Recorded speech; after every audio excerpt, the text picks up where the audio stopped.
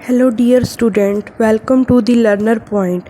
जैसा कि आपको पता है, लास्ट क्लास में अपने बायोलॉजी क्लास 11th का चैप्टर नंबर 2 जीव जगत का वर्गीकरण स्टार्ट कर चुके हैं।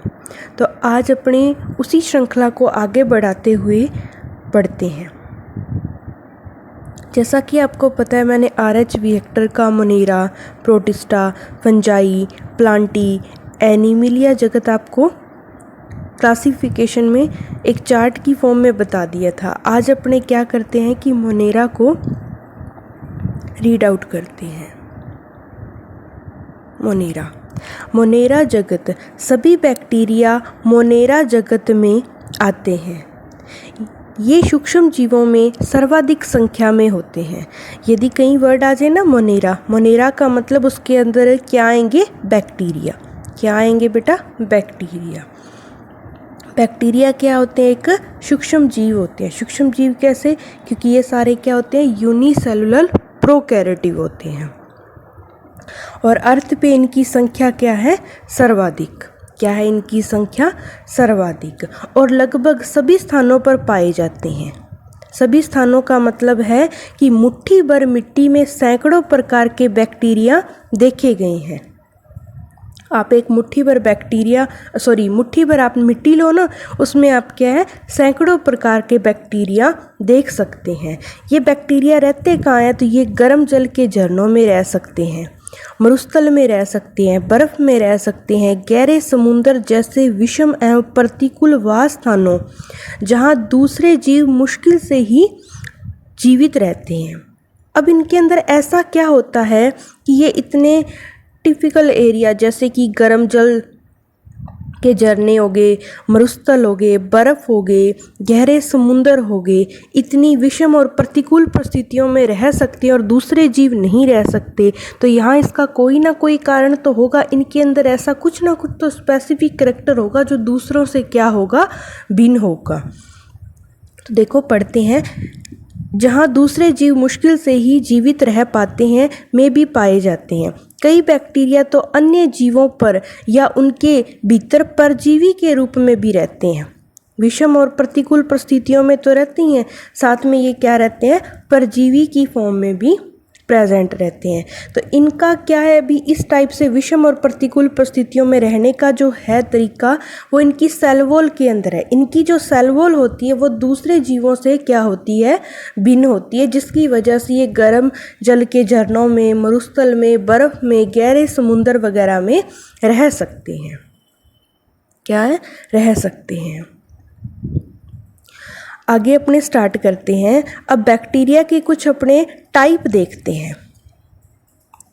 बैक्टीरिया को उनके आकार के आधार पर, अंडरलाइन करो, आकार के आधार पर 4 समूहों में बांटा गया है। बैक्टीरिया को शेप के बेस पर 4 भागों में बांटा गया है। एक तो गोलाकार कोकस, इंग्लिश में क्या बोलते हैं? कोकस। कोकस का बहुवचन क्या होता है? कोकाई। दूसरा टाइप है छड़ाकार बेसिलस। बेसिलस का बहुवचन क्या होता है? बेसिलाई। तीसरे होते हैं कोमा आकार के, जिसे क्या बोलते हैं? विब्रियम, जिसका बहुवचन क्या होता है? विब्रियो। और फोर्थ टाइप की होती है सर्पिलाकार स्पाइरिलम, इसका बहुवचन होता है स्पाइरिला। तो अपने मोटे तौर पे देखें तो बैक्टीरिया को आकार के आधार पर देखें तो 4 टाइप के बैक्टीरिया होते हैं: कोकस, बेसिलस, कोमा या विब्रियम बोल दो, और स्पाइरिलम। मेरे साथ साथ बेटा रिपीट करो। बैक्टीरिया को आकार के आधार पर कितने भागों में बांटा गया है? 4 भागों में बांटा गया है: कोकस, बेसिलस, विब्रियम और स्पाइरिलम। आओ इनकी अपने स्ट्रक्चर देखते हैं। कोकस कैसा होता है, बेसिलस कैसा होता है, विब्रियम कैसा होता है, स्पाइरिलम कैसा होता है। तो सबसे पहले मैंने कोकस का बहुवचन अभी बताया था, प्लूरल क्या होता है? कोकई। तो कोकई की शेप कुछ ऐसी होती है, छोटे छोटे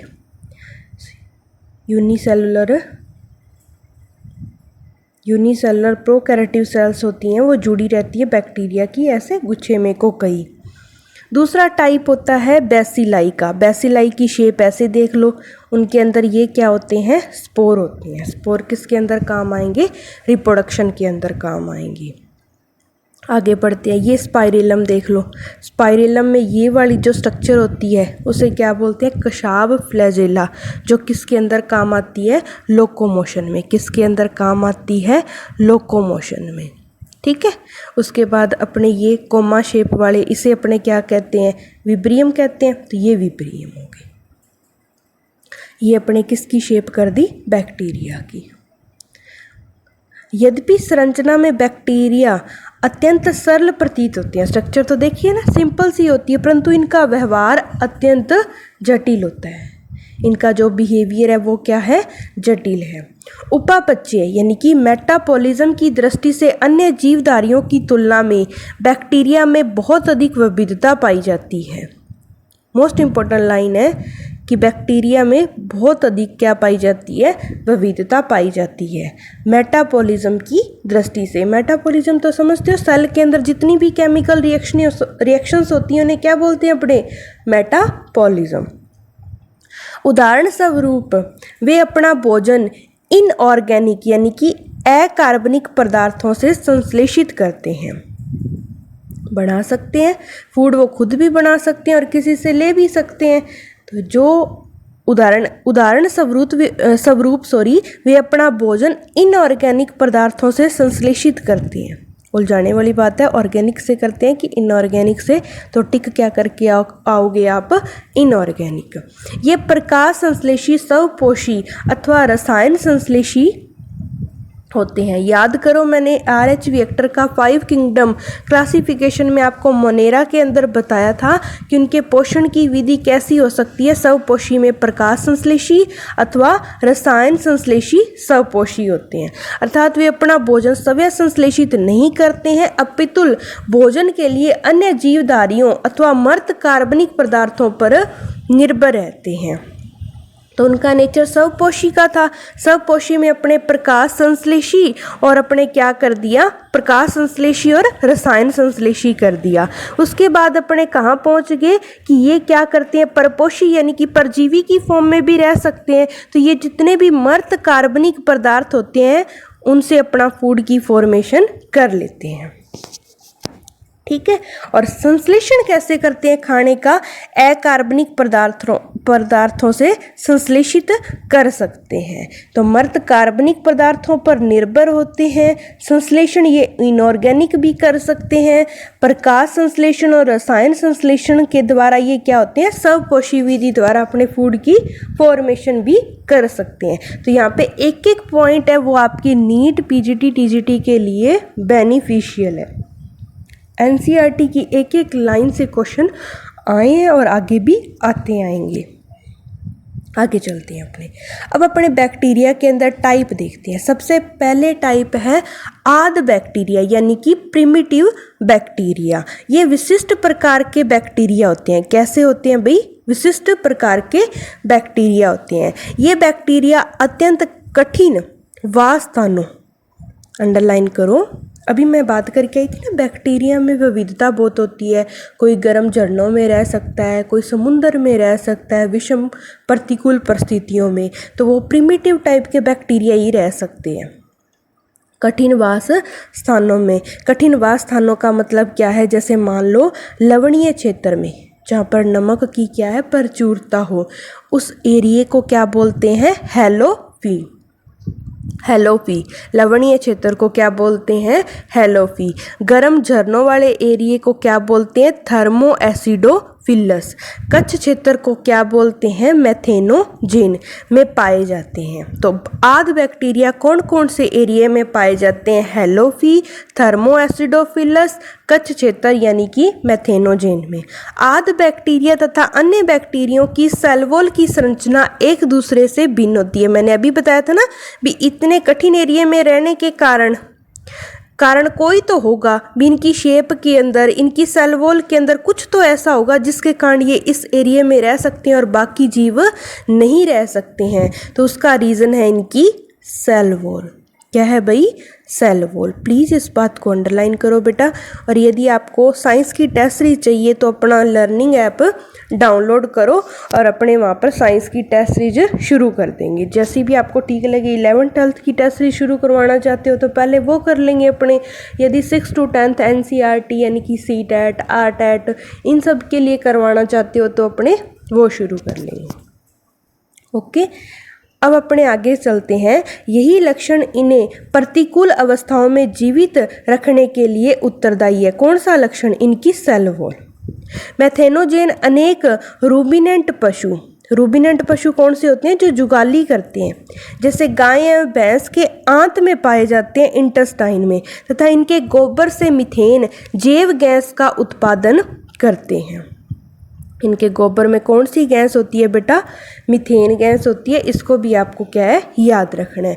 तो प्रिमिटिव बैक्टीरिया में आपको ये हो गया। अब अपने बैक्टीरिया का ही आगे टाइप करते हैं, यू बैक्टीरिया, जिसे अपने बोलते हैं ट्रू बैक्टीरिया। उसके बारे में पढ़ना है। हजारों यू बैक्टीरिया अथवा वास्तविक बैक्टीरिया। वास्तविक बैक्टीरिया का मतलब होता है ट्रू बैक्टीरिया की पहचान एक कठोर कोशिका भित्ति। यदि इसकी पहचान करनी हो तो क्या पता करेंगे? इनकी सेल वॉल कैसी होगी? कठोर। और एक फ्लैजेला क्या काम करता है? लोकोमोशन के लिए। एक फ्लैजेला चल बैक्टीरिया द्वारा की जाती है। तो ये क्वेश्चन आ सकता है नीट या किसी भी एग्ज़ाम में, पीजीटी टीजीटी में, कि ऐसे बैक्टीरिया जिनकी कठोर सेल वॉल है और उनके अंदर एक फ्लैजेला है, तो ये किस टाइप के बैक्टीरिया में आएंगे? तो you bacteria. You bacteria option में ना आएगा तो क्या लगाओगे आप? ट्रू बैक्टीरिया यानी कि वास्तविक बैक्टीरिया। अब most important line, cyanobacteria. Cyanobacteria को देखो ब्रैकेट में लिखा है, इसे क्या बोलते हैं? नील हरित शैवाल, blue green algae. Blue green algae एक एल्गी ना होकर बेटा क्या है? एक बैक्टीरिया है। वो भी कौन सा? साइनोबैक्टीरिया। किस टाइप में रखा गया है? यू बैक्टीरिया में। तो ब्लू ग्रीन एल्गी एक साइनोबैक्टीरिया ही होती है। तो अपने दोबारा पढ़ते हैं, साइनोबैक्टीरिया जिन्हें अपने ब्लू ग्रीन एल्गी भी कहते हैं, में हरित पादपों की तरह क्लोरोफिल ए पाया जाता है। क्लोरोफिल ए पाया जाता है तथा ये प्रकाश संश्लेषी स्वपोषी है। अब क्लोरोफिल है तो अपना भोजन तो स्वयं बना लेंगे, तो ये कैसे होंगे? प्रकाश संश्लेषी होंगे। साइनोबैक्टीरिया एक कोशिक कैसा होता है? एक कोशिक। मोनेरा के अंदर सारे क्या आएंगे? यूनिसेलुलर। कॉलोनी है। कॉलोनी का मतलब क्या है? एक एक सेल ऐसे कॉलोनी बना के रहती है, जैसे अपने भी एक कॉलोनी या सोसाइटी में रहते हैं ना, वैसे। तथा तंतुमय। तंतुमय का मतलब है ये फिलामेंट की फॉर्म में ऐसे रहते हैं। ठीक है। अलवण यानी कि फ्रेश वाटर, जलीय समुद्री अथवा स्थलीय शैवाल है। ब्लू ग्रीन एल्गी के बारे में बताया है, ये unicellular, colony, filament, fresh water और स्थल के ऊपर भी रहने वाले एल्गी हैं। इनकी कॉलोनी प्राय जेलीनुमा आवरण से ढकी होती है। मोस्ट इंपॉर्टेंट लाइन है, ब्लू ग्रीन एल्गी की जो स्ट्रक्चर देखोगे तो उसके ऊपर एक जेलीनुमा आवरण प्रेजेंट होता है। अभी दिखाती हूँ आपको जेलीनुमा आवरण कैसा होता है। ये अपनी क्या एक साइनोबैक्टीरिया का टाइप है, जिसका एग्जाम्पल, ये साइनोबैक्टीरिया में भी किसका एग्जाम्पल है? नॉन स्टॉक का। किसका है? नॉन स्टॉक का। नॉन स्टॉक के अंदर ये देखो, ये फिलामेंट की फॉर्म में रहते हैं, हमें देख के पता लग गया। ये बाहर देखो स्काई ब्लू कलर की एक जेलीनुमा स्ट्रक्चर पाई जाती है, इसी की बात हो रही थी। और देखो एक चीज़ और बताऊं, इनके फिलामेंट के अंदर बीच बीच में हेट्रोसिस्ट सेल भी पाई जा रही हैं। ये हेट्रोसिस्ट क्या करती हैं? जो इन्वायरमेंट की नाइट्रोजन है ना, उनको स्थिर करने का काम करती हैं। किसका काम करती हैं? स्थिर करने का काम करती हैं। ये भी अपने अभी पढ़ेंगे। ठीक है। तो जेलीनुमा आवरण से ढकी रहती हैं, जो प्रदूषित जल में बहुत फलते फूलते हैं। देखो कितनी अच्छी बात है, साइनोबैक्टीरिया होते हैं वो प्रदूषित जल में फलते फूलते हैं। तो जहाँ पे प्रदूषण ज़्यादा होगा वहाँ पे साइनोबैक्टीरिया की संख्या भी क्या होगी, ज़्यादा। जहाँ साइनोबैक्टीरिया ज़्यादा ना, वहाँ अपने आइडिया लगा सकते हैं कि यहाँ पे प्रदूषण क्या है भाई, ज़्यादा है। ठीक है, बैक्टीरिया जैसे नॉनस्टॉक एनाबिना पर्यावरण के नाइट्रोजन का हेट्रोसिस्ट, ये टेट्रोसिस्ट नहीं है, हेट्रोसिस्ट नामक विशिष्ट कोशिका द्वारा स्थिर कर लेते हैं। ठीक है, मैंने अभी बताया था कि यहाँ पे हेट्रोसिस्ट सेल होती हैं जो इन्वायरमेंट की नाइट्रोजन को क्या कर लेती हैं, स्थिर कर लेती हैं। रसायन संश्लेषी, अब जो बैक्टीरिया होते हैं वो स्वपोषी में प्रकाश संश्लेषी भी होते हैं, रसायन संश्लेषी भी होते हैं। रसायन संश्लेषी बैक्टीरिया नाइट्रेट, नाइट्राइड एवं अमोनिया जैसे विभिन्न अकार्बनिक पदार्थों को ऑक्सीकृत कर उनसे मुक्त ऊर्जा का उपयोग एटीपी उत्पादन के लिए करते हैं। अब ये नाइट्रोजन को स्थिर करने के बाद करते क्या हैं, तो भाई इनसे एटीपी उत्पादन करते हैं, एनर्जी लेते हैं। इस लाइन को दोबारा समझो प्लीज़। हेट्रोसिस्ट नामक विशिष्ट कोशिकाओं द्वारा स्थिर कर ली नाइट्रोजन को। रसायन संश्लेषी बैक्टीरिया नाइट्रेट, नाइट्राइड एवं अमोनिया जैसे विभिन्न इनऑर्गेनिक पदार्थों को ऑक्सीकृत कर उनसे मुक्त ऊर्जा का उपयोग एटीपी उत्पादन के लिए करते हैं। ये नाइट्रोजन यानी कि N, फास्फोरस, आयरन, सल्फर जैसे पोषकों के पुनर्चक्रण में भी महत्वपूर्ण भूमिका निभाते हैं। कौन? साइनोबैक्टीरिया। नॉनस्टॉक एनाबिना की बात हो रही है कि ये नाइट्रोजन, फास्फोरस, ठीक है, आयरन और सल्फर के पुनर्चक्रण। पुनर्चक्रण का मतलब समझते हो, जैसे क्या होता है, अपने यूज़ करते हैं इन्वायरमेंट की नाइट्रोजन को यूज़ कर लिया, बाद में वो एनिमल के अंदर चली गई, एनिमल डेड हो गए, फिर उसके बाद वो सोइल के अंदर चली गई, सोइल से वापस वो कहाँ चलेगी, इन्वायरमेंट में चलेगी। तो ये साइकिल चलता रहता है ना, वैसे ये नाइट्रोजन, फास्फोरस, आयरन और सल्फर का साइकिल चलाते रहते हैं। नॉनस्टॉक एनाबिना साइनोबैक्टीरिया के अंदर आती हैं जो।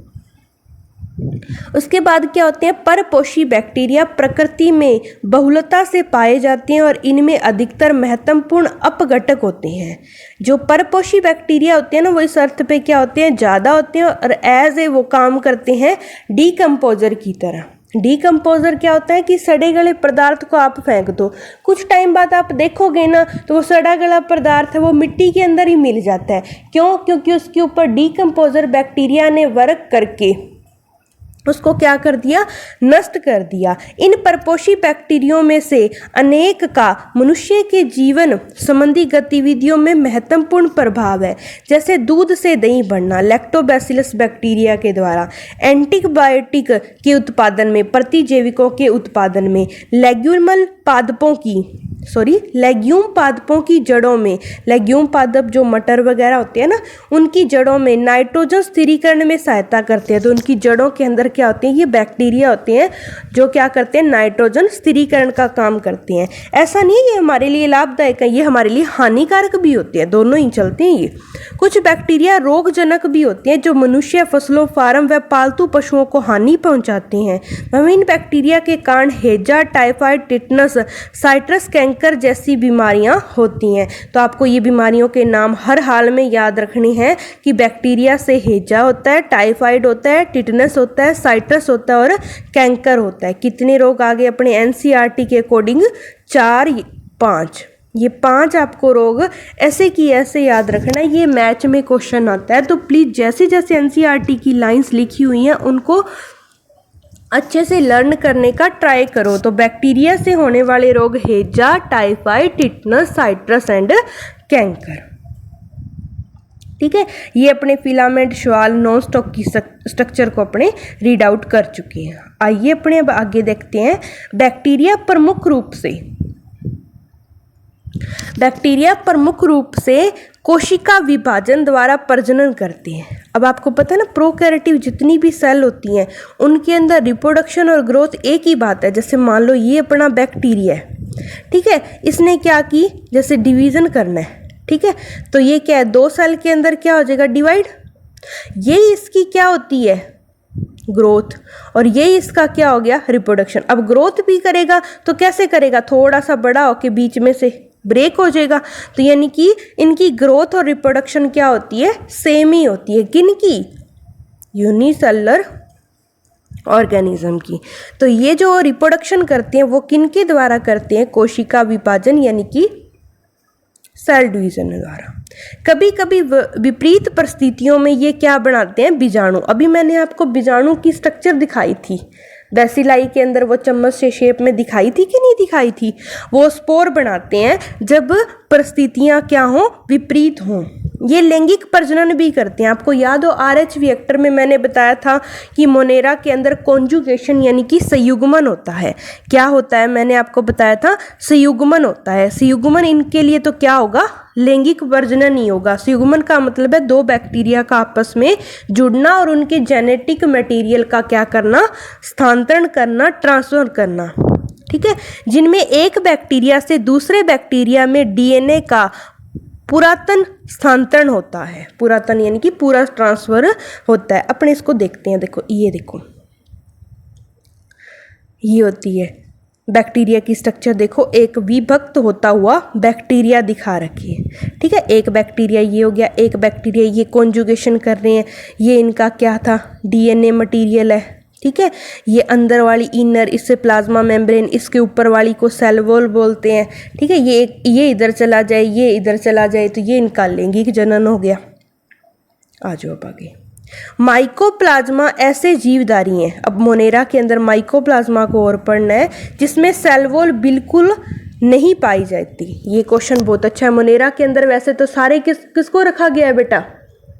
जिसके अंदर सेल वॉल होती है, बैक्टीरिया ज़्यादातर वही आते हैं, पर माइकोप्लाज्मा को भी इसी के अंदर रखा गया है। क्यों? क्योंकि ये क्या है? एक स्मॉलेस्ट, क्या है? एक स्मॉलेस्ट लिविंग सेल है। क्या है? स्मॉलेस्ट लिविंग सेल है जिसका साइज 0.3 माइक्रोमीटर है। तो इससे ये सबसे छोटी है, तो इसको मोनेरा के अंदर ही डालेंगे क्योंकि स्टार्टिंग मोनेरा किंगडम से ही हुई है।